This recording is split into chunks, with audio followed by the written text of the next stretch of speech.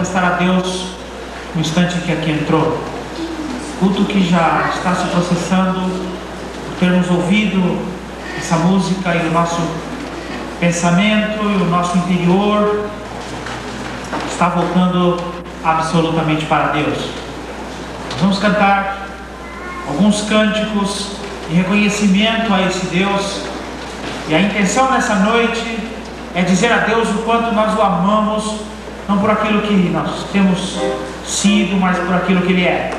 Nós vamos cantar o hino número 329 e também vamos cantar o hino 410. 329 e 410. O irmão Paulo estará nos dirigindo nesses dois cânticos, com bastante reverência e com nosso coração inclinado para Deus, cantemos esses hinos.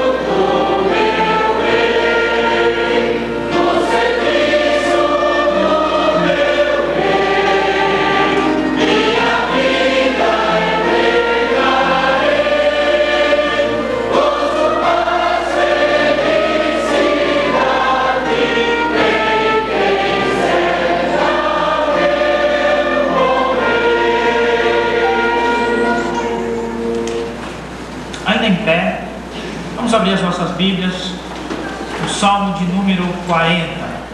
Salmo número 40. Os 3 primeiros versículos. Vamos esperar que todos tenham aberto o texto. Se você localizar alguém próximo de você que não tem acesso a ele, por favor, ofereça ajuda para que todos possamos ter acesso a esses 3 versículos da palavra de Deus. Salmo número 40.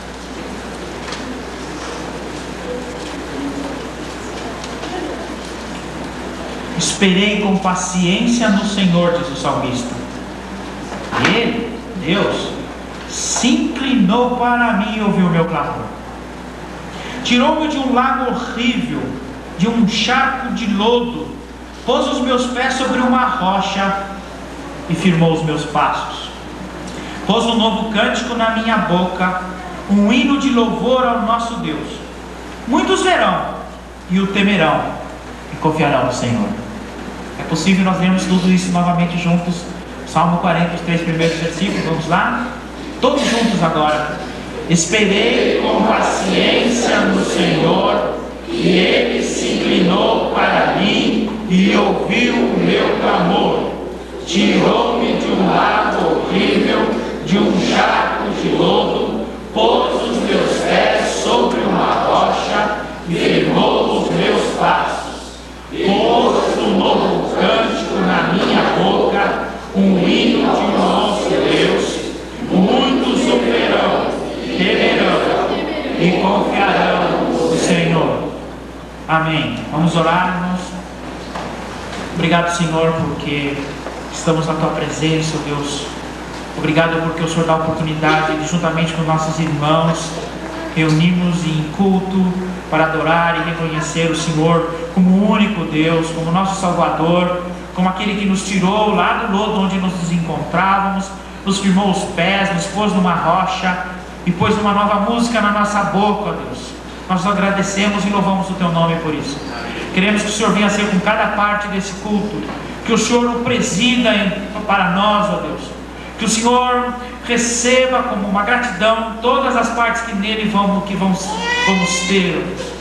Tira de nós, ó Deus, qualquer outro sentimento, qualquer pensamento. Nos concentra, Deus, unicamente nos momentos desse culto que vamos fazer passar na Tua presença. Ser com Teu servo que vai trazer a palavra, que vai trazer a mensagem, ó Deus. Esconda-o atrás da cruz de Cristo, para que Ele fale diretamente aos nossos corações com a palavra vinda do Senhor. Amém. Ser com aqueles nossos irmãos que estão em viagem, aqueles que estão enfermos, ser com o pastor e a sua família que está de férias, ó Deus, para que todos sejam nesse instante também ricamente abençoados pelo Senhor. Nós oramos certos de que o Senhor nos atende em nome de Jesus. Amém. Pode se assentar, irmãos. Temos alguns avisos a dar à nossa igreja. O primeiro deles é que haverá um instituto de verão promovido pela juventude da nossa associação, a Jubansul. E esse instituto será uma semana de louvor. Primeiro há uma semana de louvor que será no dia 11 a 16 de janeiro na Igreja de Vila Dalila. Igreja de Vila Dalila. Dessa semana, ou seja, de 11 a 16, na Vila Dalila, haverá um programa especial, a 6ª semana de louvor. É um convite que é feito a toda a igreja, a nossa igreja. Aqueles irmãos que puderem, devem estar presentes nesse trabalho. Há também o Instituto de Verão da Jubansul, nos dias 27, 28, 29 e 30 de janeiro. Há ainda, portanto, pelo menos mais 3 semanas. Mas você já deve se preparar lá na Igreja Batista de Vila Diva. Maiores informações vocês vão encontrar num cartaz que está fixado no nosso mural à porta. Gostaria de fazer uma convocação em nome da diretoria da Comissão de Finanças. A Comissão de Finanças, que são os seguintes irmãos: Júlio Holanda Pedrosa, Marcos de Vilapa, Gervásio Brandão, Jeremias Conigeiro, Sandra Rico Diniz, Silvia Pedrosa, Ruth Freire, Donizete Petramelli, Fabiana Bumbers, Luiz Carlos Bonifácio, Gisele Nahimi, Natalício, Luiz das Neves e Ruvier Mendonça, para uma reunião que nós teremos na próxima sexta-feira, às 8 horas da noite aqui à igreja. Nós teremos uma reunião para nós definirmos alguns últimos detalhes que estão faltando para o orçamento que nós teremos que apresentar à igreja na próxima Assembleia. Gostaria de contar com todos os irmãos. O irmão o irmão Everaldo Balbino disse que vai fazer uma surpresa para a gente, vai ter um lanchinho para nós aí. Então, sexta-feira, 8 horas, todos esses irmãos estejam conosco nesse trabalho. É muito importante a presença dos irmãos. Nesse instante, gostaria de saber se lá na recepção funcionou para apresentar algum visitante. Se não, nós vamos fazer daqui mesmo. Eu gostaria de saber se há no nosso plenário alguma pessoa que está nos visitando aqui de primeira vez. Alguém que ainda não foi apresentado, que por favor fique de pé, nós queremos conhecê-lo. Há algum visitante? Muito bem. De primeiro eu quero dizer, os irmãos só vão sentar se pelo menos 2 pessoas da igreja cumprimentar. Antes disso, não sente. 2 pessoas da igreja, eu quero que cumprimente cada um desses irmãos, recebam um abraço caloroso, nosso nome, em nome de nossa igreja. Muito bem-vindos. Eu quero só saber o nome agora de cada um de vocês. Beto, Railton, Cida. São daqui de São Paulo mesmo? Muito bem, são muito bem-vindos. Ao voltarem para lá, leve o nosso abraço de nossa cidade. Sintam bem entre nós e espero que outras vezes, estando conosco, volte e esteja conosco. Pode se sentar. Mais alguém?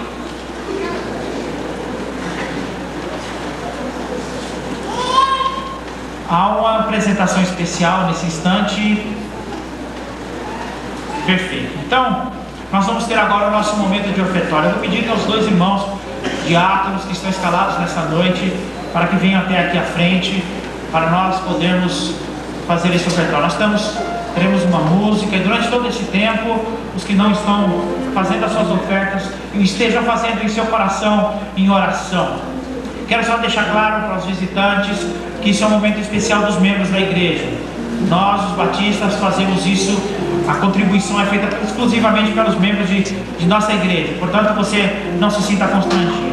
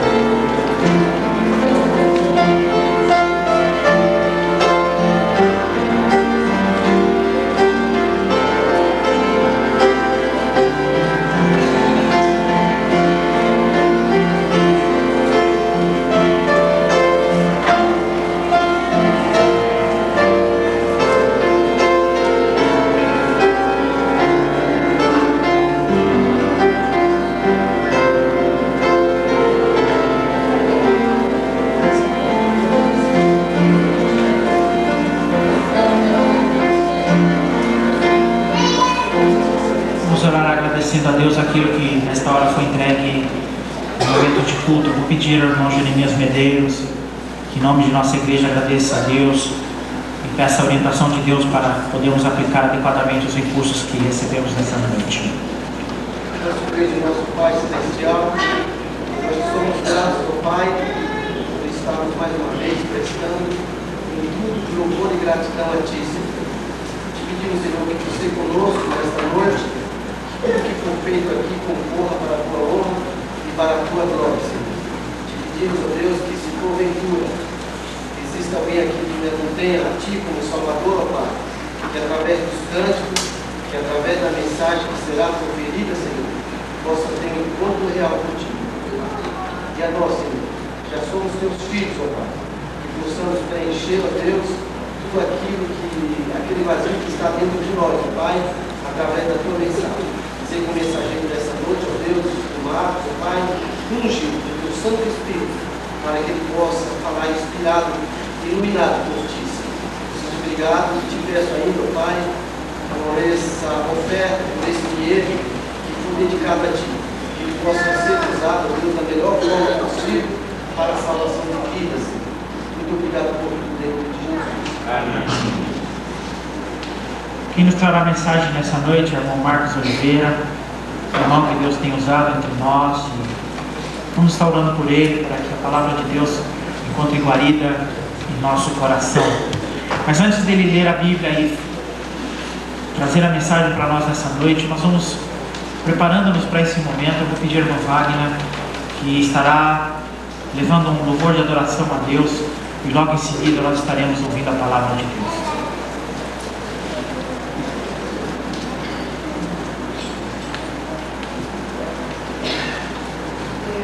O ano está começando, né? E especialmente nesse ano, 1999, muita gente estava com a cabeça virada para o 2000, dizendo que o mundo vai acabar em 2000. E às vezes até membros de igrejas acreditam seriamente nisso. Mas eu penso que não importa a data que Jesus vai voltar, eu não tenho que me preocupar com isso. Eu preciso estar preocupado se eu vou estar pronto quando Ele vier. Se vai ser hoje, amanhã, no ano 2000, 2001, não sei quando vai ser. Mas a minha preocupação deve ser se eu vou estar pronta quando Ele vier. E o hino que eu vou cantar aí está agora, deixar essa pergunta. E é uma pergunta muito pessoal, que cada um deve responder. Você está pronto para quando Jesus vier?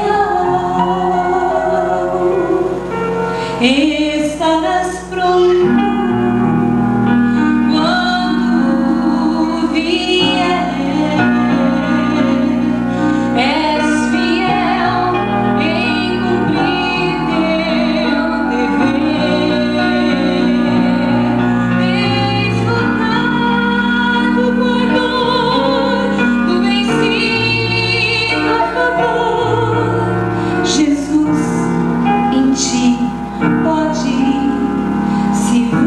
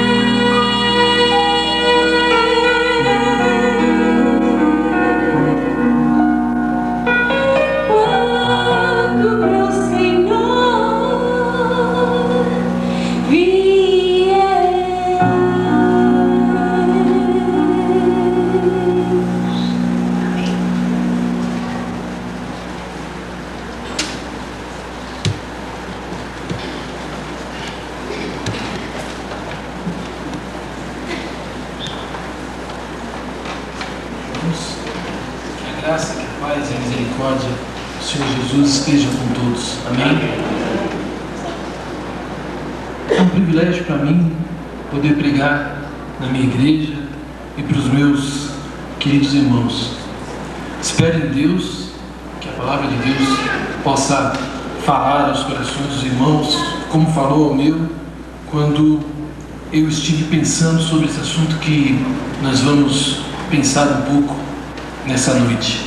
Já venho, aliás, há algum tempo pensando sobre isso e hei de falar com os irmãos ainda mais uma vez sobre esse assunto no domingo próximo. Mas por enquanto hoje nós vamos pensar sobre um grande tema que vai girar as nossas mentes durante esses minutos que nós vamos passar lendo a palavra de Deus. Quem são os filhos de Abraão? Eu vou pedir que os queridos irmãos abram suas Bíblias em Gálatas, no capítulo 3. Gálatas 3, a partir do versículo 6. A carta de Gálatas foi escrita num momento de grande conturbação na igreja primitiva. Paulo, assim como todos os apóstolos, enfrentaram dois grandes problemas diante da igreja, que eram os hereges, que se dividiram em dois grupos que atrapalharam profundamente o trabalho dos apóstolos. O primeiro grupo, que logo surge no início da formação da igreja, são os chamados judaizantes. São aqueles que se converteram do judaísmo e se transferiram para o cristianismo. Deixaram o judaísmo e tornaram-se cristãos. Esses judaizantes, ao fazerem essa conversão, trouxeram junto práticas e algumas atitudes que estavam restritas ao judaísmo e tentaram introduzir essas atitudes no cristianismo, dentro da igreja. Então, se nós pegarmos o livro de Atos, se nós pegarmos o livro de Romanos, o livro de Gálatas, o livro de Efésios e alguns outros livros, como Tiago, nós vamos perceber esse grande problema atormentando a igreja, a presença desses judaizantes. O segundo problema que a igreja enfrentou de grupos de hereges eram os chamados gnósticos, que perseguiram durante um longo tempo a igreja primitiva e atrapalharam o trabalho cristão durante esse período. Hoje nós vamos pensar um pouco sobre o que pensavam os judaizantes. E esse texto que nós vamos ler, Paulo justamente discute com esses homens um problema que estava afetando diretamente a igreja. Então, ele vem discutindo, desde o capítulo 1 de Gálatas, a importância dele como apóstolo dentro da igreja, porque aqueles homens o acusavam de não ser apóstolo e estavam conturbando a igreja, virando a igreja contra as doutrinas e contra Paulo.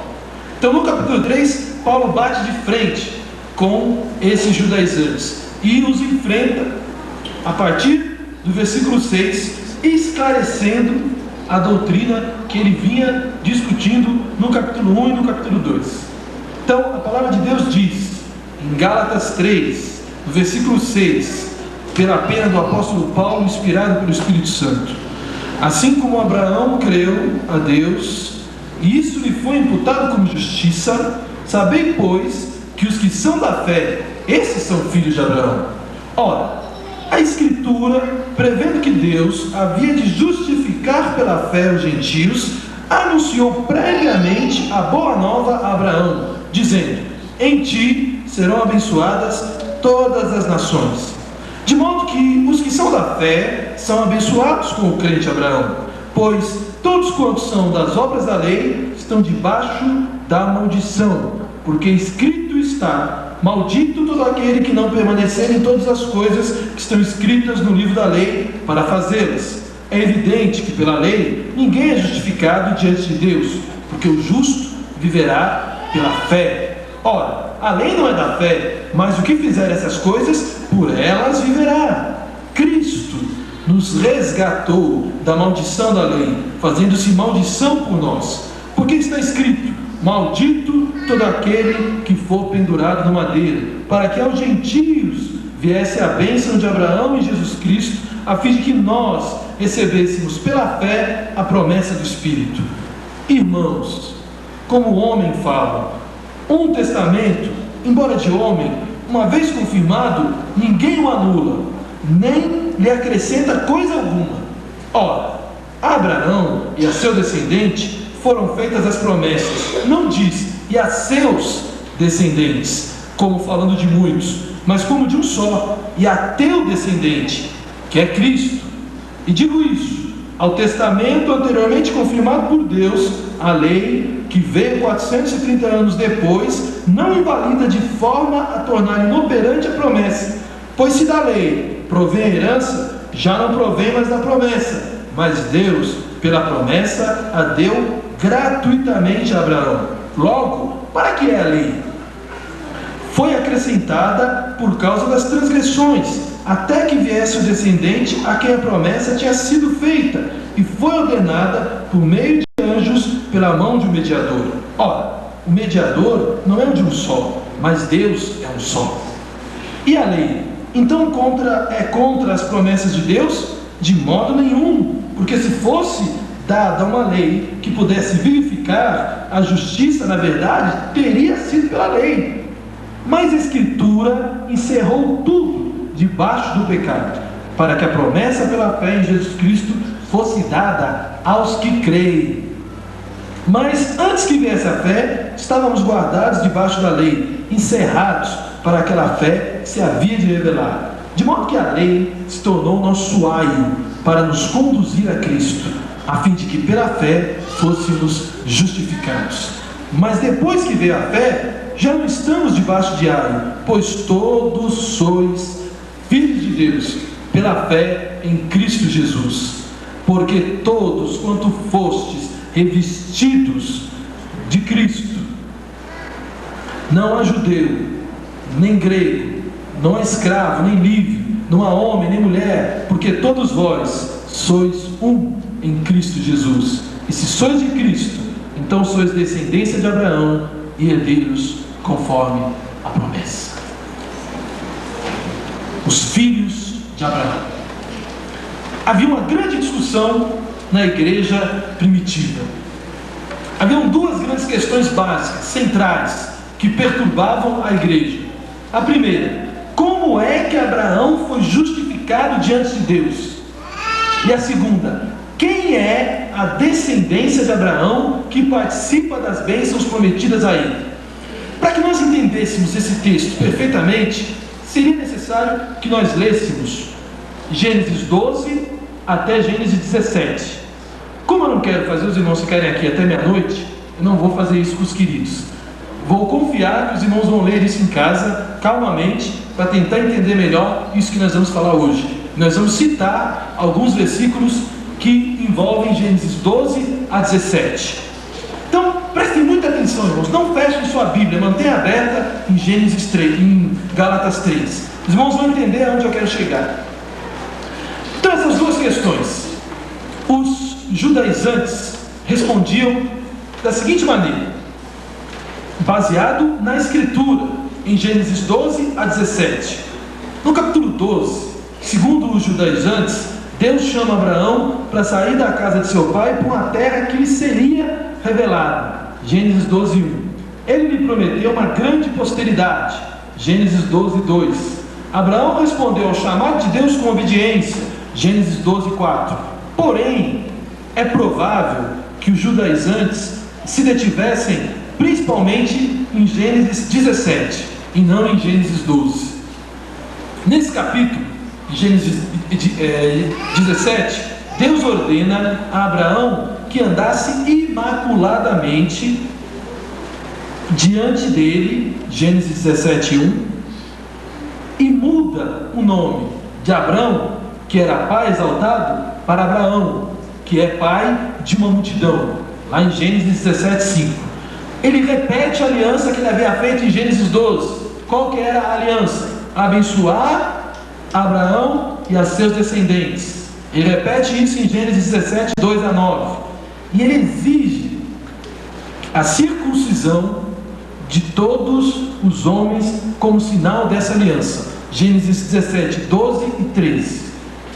E um texto fundamental que os judaizantes com certeza utilizavam era Gênesis 17, 14, onde Deus advertia da seguinte maneira. Gênesis 17, 14. Mas o incircunciso, que não se circuncidar na carne do prepúcio, essa alma será extirpada do seu povo, violou o meu pacto. Naquele mesmo dia em que Deus determina isso, Abraão, seu filho Ismael e todos os homens da casa de Abraão foram circuncidados. Em Gênesis 17, 22 a 27. Baseado nesses versículos, baseado nessas passagens, os judaizantes respondiam as duas perguntas que nós fizemos no início, da seguinte maneira: primeiro, como é que Abraão foi justificado diante de Deus? Segundo, os judaizantes, Abraão fora justificado diante de Deus reagindo ao chamado de Deus pela fé. Em primeiro lugar, todavia, só depois que Abraão se submeteu à circuncisão é que a fé dele foi abençoada. Lá em Gênesis 17, 1. Só depois da circuncisão é que Abraão tinha sua fé aprimorada e aperfeiçoada diante de Deus. A segunda pergunta: quem era a descendência de Abraão que participa das bênçãos que foram prometidas a ele? Lá em Gênesis 12 e reafirmadas em Gênesis 17. Segundo os judaizantes, todas as nações foram abençoadas em Abraão, como diz Gênesis 12, 4. Mas isso era apenas concedido para aqueles que se submetiam à circuncisão. A promessa era para todas as nações, para todos, sem exceção. Isso incluía os gentios, isso incluía os gálatas, porque a igreja que Paulo escreve essa carta era gentil, ou seja, não era judaica, não tinha judeu nessa igreja, tinha grego, tinha romano, tinha persa, tinha de outras regiões, e não tinham judeus, tinham judeus convertidos ao cristianismo. Portanto, a bênção também atingia esses homens da igreja de Gálatas, desde que, segundo os judaizantes, baseados nesse texto, esses gentios se submetessem à circuncisão. Lá em Gênesis 17, 10 a 14, que eles baseavam essa opinião. Então só seriam sementes de Abraão aqueles que participariam das bênçãos de Deus a Abraão, aqueles que se submetessem à circuncisão. Olha que coisa terrível. Imagine que você era um gálata, estava naquela igreja e apareciam sujeitos lhe mostrando a Bíblia, lendo Gênesis 17, 14, lendo todos esses versículos que nós lemos, lhe dizendo o que eu lhes disse. A cabeça daqueles irmãos começaram a confundir. Olha, seria verdade ou não o que eles estavam dizendo? Teríamos nós que passar pela circuncisão então? Como é que Paulo resolve essa charada? Então, o apóstolo Paulo escreve essa carta para responder a essas perguntas. Aliás, ele já o faz em outras cartas, mas agora especificamente para os Gálatas. Em Romanos, no capítulo 4, nos versos 9 a 12, Paulo responde de certa maneira a essas afirmações dos judaizantes da seguinte maneira: vem, pois, essa bem-aventurança sobre a circuncisão somente, ou também sobre a incircuncisão? Porque dizemos, a Abraão foi imputada a fé como justiça. Como, pois, lhe foi imputada? Estando na circuncisão ou na incircuncisão? Não na circuncisão, mas na incircuncisão. É verdade que recebeu o sinal da circuncisão, selo da justiça da fé, que teve quando ainda não era circuncidado, para que fosse pai de todos os que creem, estando eles na incircuncisão, a fim de que a justiça lhe seja imputada. Bem como fosse pai dos circuncisos, dos que não somente são da circuncisão, mas também andam nas pisadas daquela fé que teve nosso pai Abraão antes de ser circuncidado. Que confusão! Circunciso e circunciso. O que Paulo está dizendo? Paulo está dizendo o seguinte: Abraão foi circuncidado pela fé antes de ser circuncidado fisicamente. Se você ler Gênesis, a promessa de Deus está em Gênesis 12. Em Gênesis 12, versículos 1 a 3, é dito a Abraão o seguinte: ora, o Senhor disse a Abraão: sai-te da tua terra, da tua parentela e da casa de teu pai para a terra que eu te mostrarei. Eu farei de ti uma grande nação, abençoar-te-ei e engrandecerei o teu nome, e tu ser uma bênção. Abençoarei os que te abençoarem e amaldiçoarei aquele que te amaldiçoar, e em ti serão benditas todas as famílias da terra. Quando é prometida a circuncisão para Abraão? Quando é ordenado a circuncisão? É em Gênesis 12? É em Gênesis 17. Só que Abraão é abençoado quando? Em Gênesis 12. O que Paulo está querendo dizer? Que Abraão foi abençoado antes de ser circuncidado. Consequentemente, a circuncisão não está diretamente ligada à promessa. Ser circuncidado ou não interferia na promessa.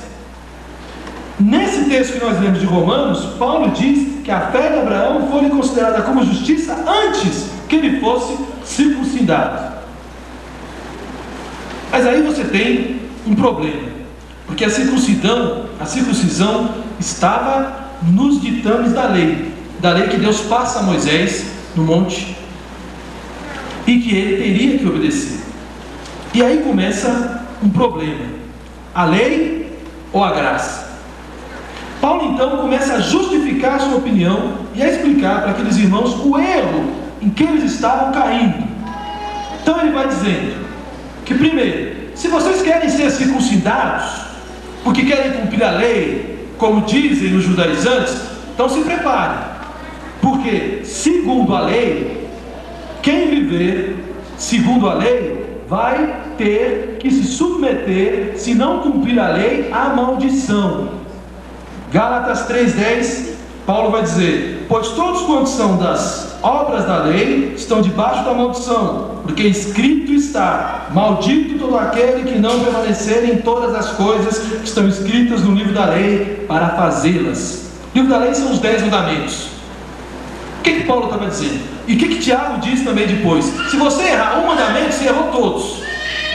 Então, se você quer ser circuncidado, então você vai ter que cumprir todos os outros à risca. Vai ter que obedecer todos os outros mandamentos: não adulterarás, não cobiçarás, não furtarás, não matarás, e assim vai, à risca, sem falhar em nenhum.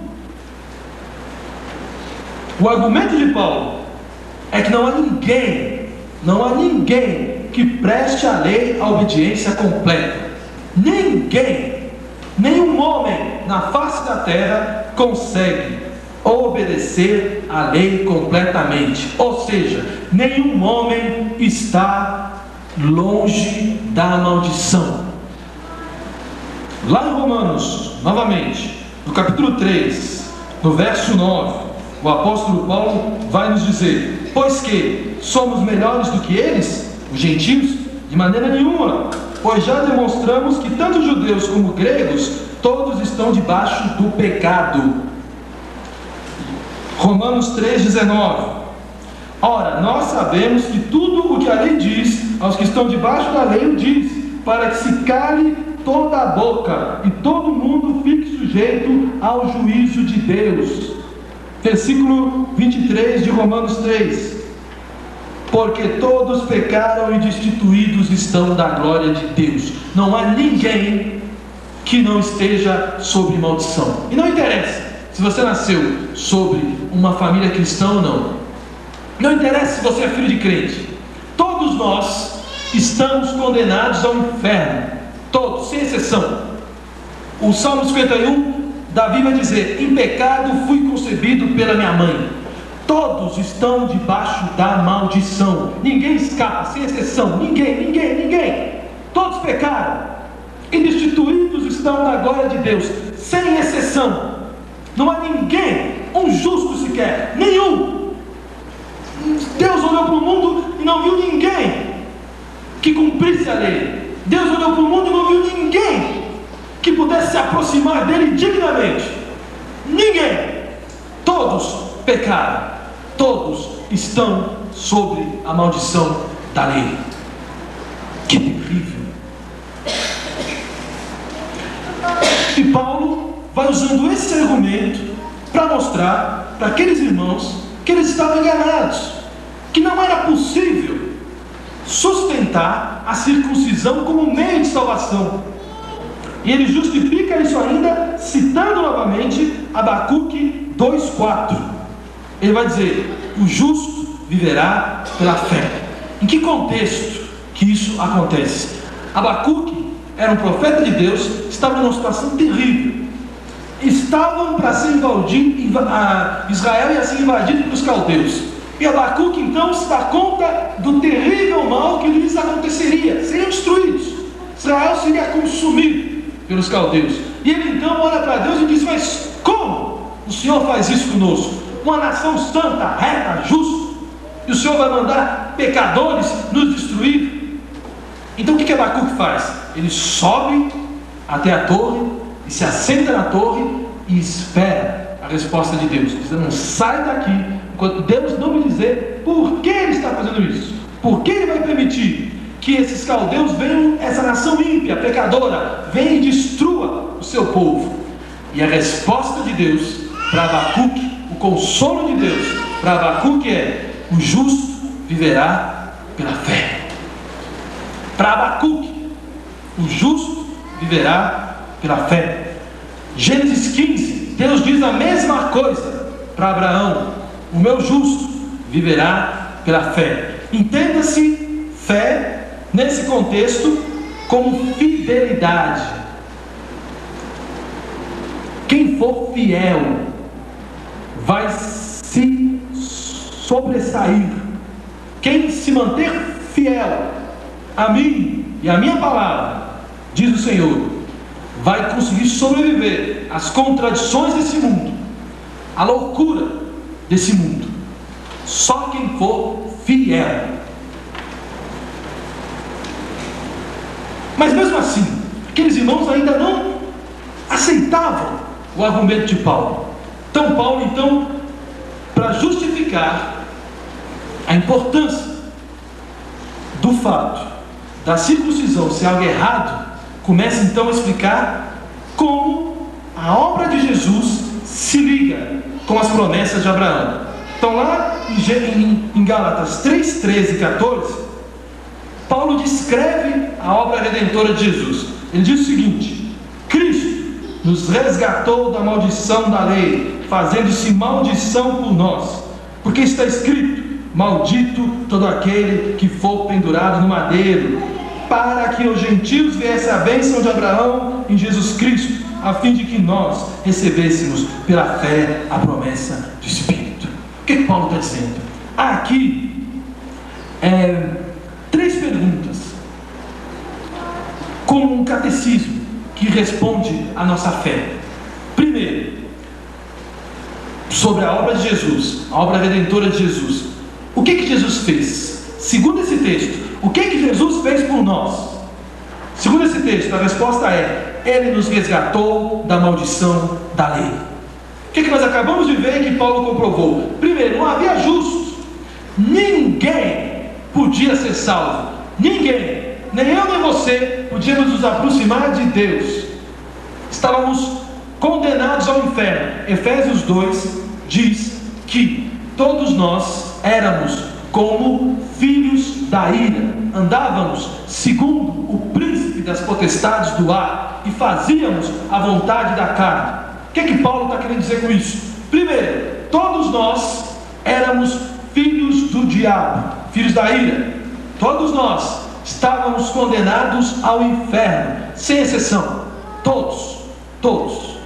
Mas Deus na sua rica misericórdia, fez algo inacreditável.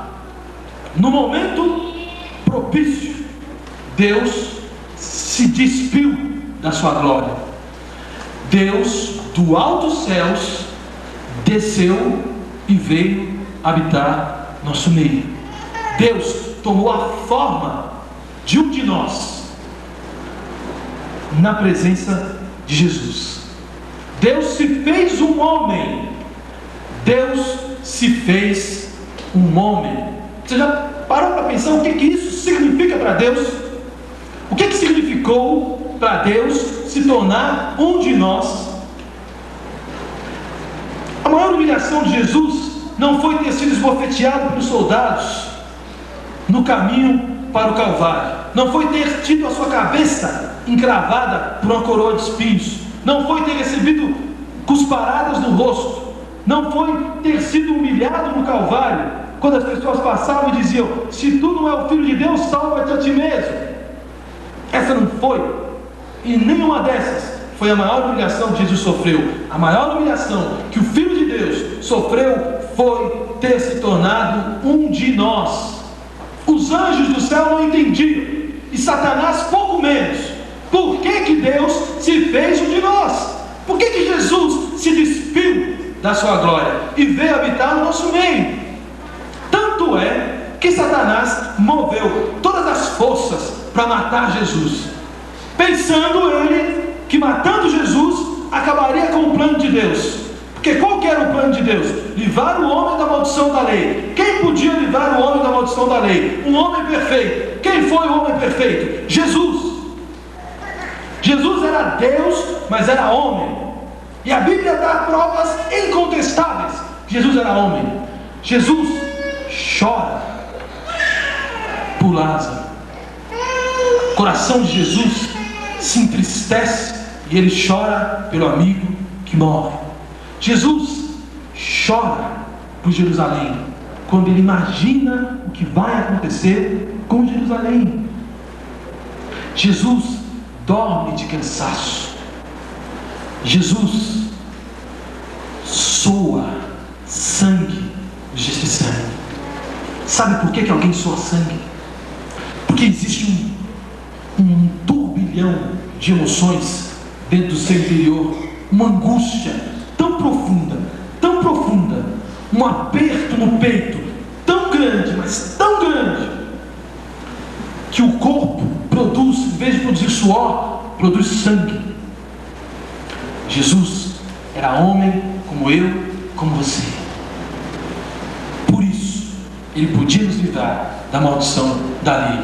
Porque aí quando Satanás se aproximasse de Deus e dissesse que eu e você não podemos entrar no céu, Jesus poderia dizer: podem, porque eu morri no lugar deles, porque eu me fiz pecado por eles. Sem pecado, me fiz pecado por eles.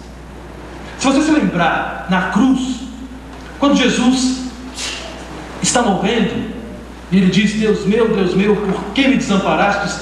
A natureza inteira se contorce de dores, o céu se escurece, os cadáveres se levantam dos túmulos, acontecem terremotos, tempestades. Leia na sua Bíblia. A natureza inteira se contorce. É como se Deus não pudesse suportar ver seu filho receber toda a carga de pecado que o mundo lhe jogava. E Deus então, como que vira o rosto por alguns minutos, por não suportar ver o seu filho daquele jeito, ver o seu filho naquela condição. Meus amados, nós, como homens, como pais, sofremos tanto quando vemos nossos filhos sofrerem. Imagine que eu fui no pediatra e meu filho teve que tomar vacina. Meus amados, como dói ver aquela injeção ser dada no meu filho. Como dói. Eu até saio de perto na sala para não ver a pediatra dando a injeção nele, porque aquele negócio dói em mim. Agora imagine Deus vendo seu filho naquele estado, por minha causa e por sua causa. Segunda coisa, como que ele fez isso? A resposta é: tornando-se maldição por nós. Ele nos resgatou da maldição e ele se fez maldição por nós. O peso da mão de Deus, que era para recair sobre mim, caiu sobre Jesus. Terceiro, por que Cristo fez isso? Por que Cristo desceu do céu e morreu em meu lugar, em seu lugar? Porque o propósito da morte de Cristo na cruz fora tornar disponível a todos a bênção de Abraão.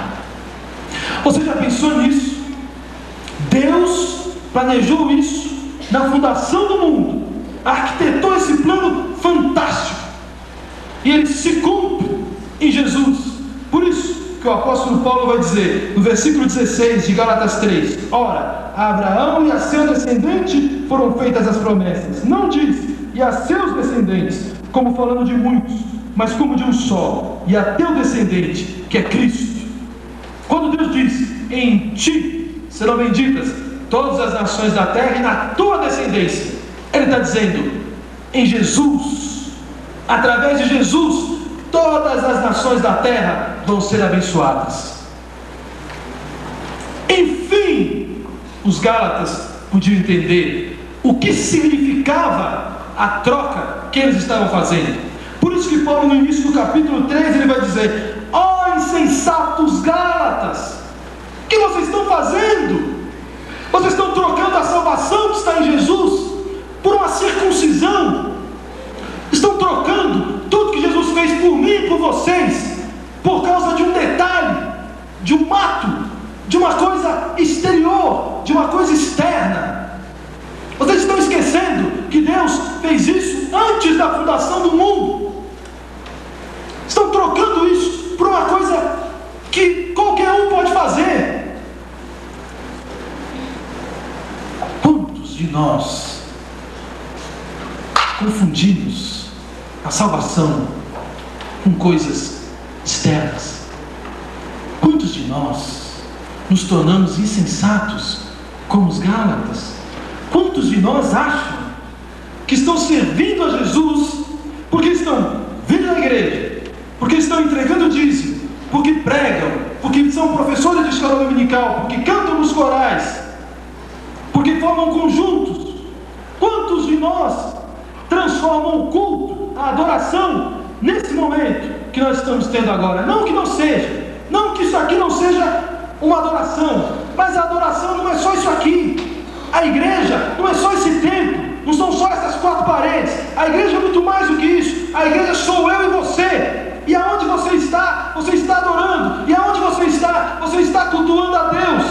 A adoração não se resume de manhã e à noite. A adoração é todo dia. Quando nós nos reunimos hoje para essa grande celebração, para esse culto de alegria e de louvor a Deus, é porque eu estou resumindo o que eu fiz na segunda, na terça, na quarta, na quinta, na sexta e no sábado. Eu não estou adorando a Deus só por hoje.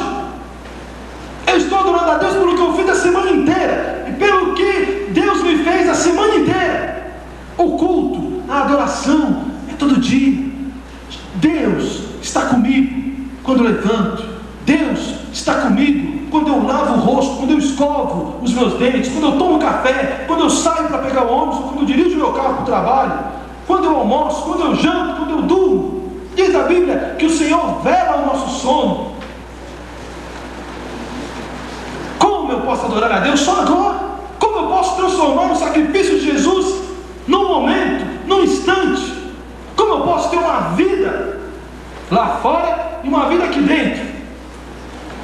Como eu posso pensar que o culto é só esse momento?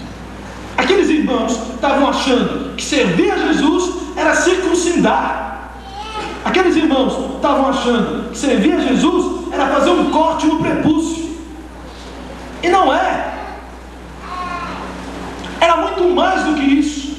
Deus desprendeu um plano fantástico, um plano maravilhoso, arquitetado antes da fundação do mundo. Deus conhece você, conhece a mim antes da fundação do mundo. Ele já sabia o seu nome antes mesmo que você nascesse. Diz o Salmo que Deus nos conhecia quando nós ainda éramos um vulto disforme dentro do útero de nossas mães. Deus já sabia quem eu era e já me amava. E como que eu posso reduzir a vida cristã a isso? A uma rotina, a um vai e vem, a um entra e sai, a um levanta, a um senta, a um canta, não canta, a um sai. Como que eu posso transformar a vida cristã numa rotina? E muita gente vem para a igreja e diz: o culto é chato, o pastor é chato, os irmãos são chatos, eu não suporto o culto, como é ruim, como é chato, não tem nada de diferente. Mas o que eu posso querer mais do que Jesus já fez por mim? Como eu posso ser cristão reduzindo a minha vida a um ato, a uma atitude, a um comportamento externo, se a adoração é interna? Ou Jesus me transformou, como nós vamos ver, ou não me transformou. E é disso que o apóstolo Paulo está falando. Oh, insensato Gálatas, como vocês reduzem a salvação a uma circuncisão? Como vocês têm coragem de fazer isso com o que Jesus fez? A salvação não é só isso. Ser cristão não é só isso. E ele continua. Ele vai explicar então qual que é a função da lei. Mas para que serve a lei então? Diz o apóstolo: a lei foi um maio. O que é um maio? Essa linguagem significa que a lei era um professor. É a linguagem mais próxima do nosso português. Era um professor corrigindo o aluno. Aqueles professores antigos que corrigiam na palmatória. Então ele conduzia, a lei nos conduz a Deus. É impossível não ler os 10 mandamentos e pensar: Senhor, tenha misericórdia de mim, porque eu não consigo fazer isso. É impossível não ler a lei e não pensar: Senhor, tenha misericórdia de mim, porque eu não sou capaz de te obedecer. É impossível não pensar assim. E é isso que o apóstolo está mostrando. A lei serviu para levar-nos até Cristo, para nos trazer até Cristo, e não para ser o fim, mas para ser o meio. Cristo era o fim. Cristo seria aquele que nos salvaria e que nos transformaria. Todo esse plano de Deus nos faria algumas mudanças. Primeira mudança, versículo 26 de Gálatas 3: pois todos sois filhos de Deus pela fé em Cristo Jesus. A partir do momento que eu e você nos entregamos a Jesus e entendemos o que é ser cristão, eu e você nos tornamos filhos de Deus. O que é ser filho de Deus? Você já pensou nisso? Quando nós morremos, nós deixamos tudo que nós temos para aqueles que ficam, para os nossos filhos. A família fica com tudo que é nosso, se é que temos algo para deixar. Mas se temos, deixamos tudo que temos. Como a Bíblia diz que nós somos co-herdeiros com Cristo. O que Deus tem para nós? O céu, a eternidade. Diz o apóstolo João, com palavras que ele não conseguia expressar. Por isso que ele dizia: o céu, ele é tão bonito, mas ele é tão bonito que ele tem ruas de ouro, que ele tem paredes de diamante, porque eu não sei dizer como ele é tão bonito. Os anjos cantam um hino tão bonito, tão lindo, que parecem que são vozes que saem de cachoeiras, de águas. É algo inconcebível pela mente humana. Isso é nosso pela graça de Deus. Por isso que o apóstolo Paulo dizia: pense nas coisas que são de cima, não nas coisas que são da terra. Esquece as coisas que são da terra, esqueça esse mundo, esqueça os afazeres desse mundo, esqueça essas coisas. Isso vai acabar um dia. Quanto tempo nós temos? Segundo as últimas estatísticas, o brasileiro vive no máximo até os 60 anos. Se sobreviver a isso, geração, a maioria vive até os 60. A maioria. O que são 60 anos? Um estalar de dedos. Passam com uma rapidez violenta. O que são 60 anos comparados com a eternidade?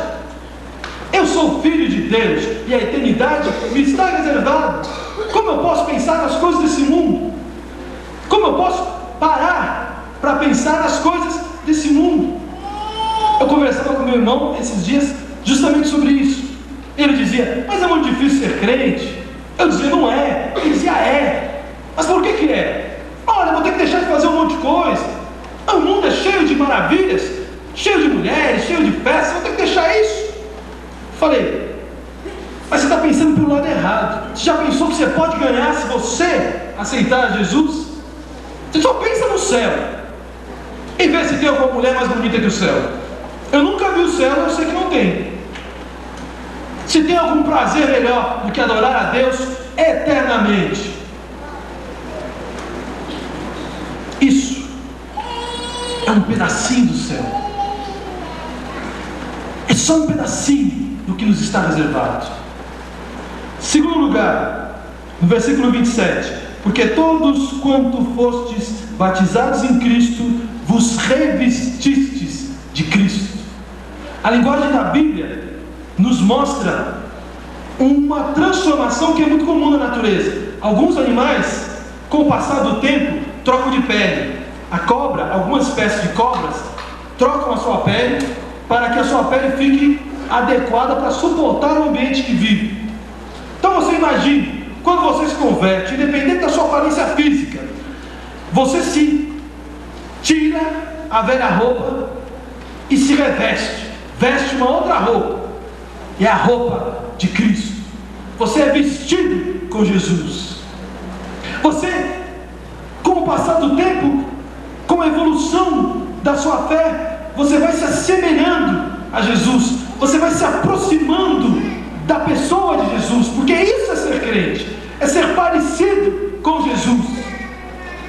Quantos de nós somos parecidos com Jesus? Esse é o grande objetivo do cristianismo, é sermos parecidos com Cristo, é ser manso, é ser humilde, é ser pacificador, é ser misericordioso, é ter fé, fidelidade, bondade. Isso é ser cristão, é ter as características de Cristo. Você sabe por que começaram a chamar os seguidores de Jesus de cristãos? Porque andando pelas cidades, aquelas pessoas viram aqueles homens mas como esses homens são parecidos com o mestre deles? Eles são cristãos, que quer dizer pequenos cristos, cristinhos. Eles são tão parecidos com Jesus que são como cristos menores, de tão parecidos que são com Jesus. Quanto nós nos assemelhamos com Jesus, quanto o meu caráter se assemelha com o caráter de Jesus. Diz a Bíblia que eu e você temos a mente de Cristo. Isso quer dizer que eu e você pensamos como Jesus. Quando o seu chefe briga com você, você pensa como Jesus. Quando nós pegamos ônibus lotado e as dívidas se avolumam, nós pensamos como Jesus. Quando eu encontro o meu vizinho do lado, eu penso como Jesus. Quantos de nós e quanto nós estamos nos assemelhando com Jesus? Quanto nós estamos revestidos de Jesus? O capítulo 28, o versículo 28 do capítulo 3 de Gálatas, a terceira transformação: não há judeu nem grego, não há escravo nem livre, não há homem nem mulher, porque todos vós sois um em Cristo Jesus. A grande transformação que Jesus fez foi pegar o judeu e o gentil e uni-lo e transformá-lo num só. A grande obra de Deus, ao contrário do que tinha sido no Velho Testamento, quando com a vida de Jesus ele reúne todos num só, ele une os dois grupos completamente diferentes no mesmo lugar, sem diferenças. quando você olha, quando nós olhamos para o nosso irmão, eu não estou olhando para um judeu, para um grego, para uma mulher, para um bárbaro. Eu não estou olhando para um negro, para um japonês, para um alto, para um gordo. Eu não estou olhando para um antipático, para um simpático, para um bonito, para um feio. Eu não estou olhando para isso.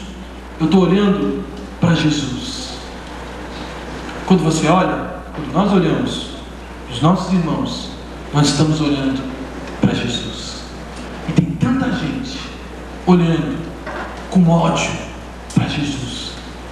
Tem tanta gente com os olhos que não conseguem cruzar com Jesus pela igreja. E tem tanta gente que não consegue apertar a mão de Jesus na igreja. Tem tanta gente que não vai em outra igreja, porque lá vai encontrar Jesus e não vai poder conversar com Ele. Não tem diferenças, somos um em Jesus. Se nós olharmos os nossos queridos como olhamos para Jesus, vai ser diferente. E por último, se sois de Cristo, então sois descendência de Abraão e herdeiros conforme a promessa. Eu e você somos frutos da promessa de Deus a Abraão. 430 anos antes da lei, Deus já pensava em mim, em você. Deus já prometia para mim e para você a salvação. Como Deus nos ama. Como Deus nos ama. Um plano perfeito que em Jesus se concretiza e nos torna nós, eu e você, filhos de Abraão.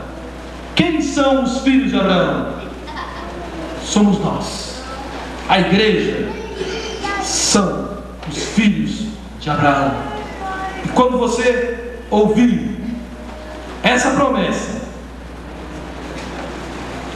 em Gênesis capítulo 12,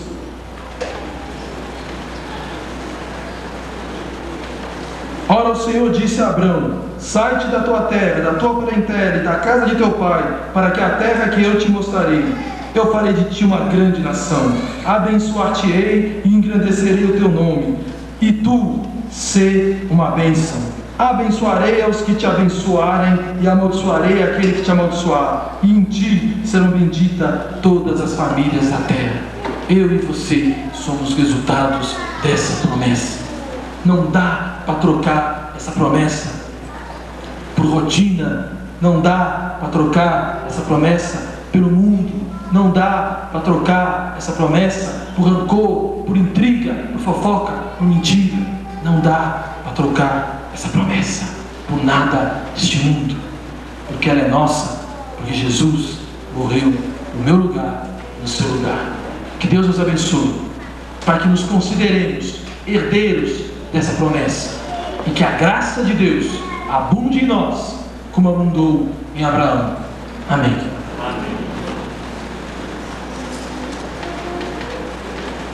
Vamos cantar o hino número 556.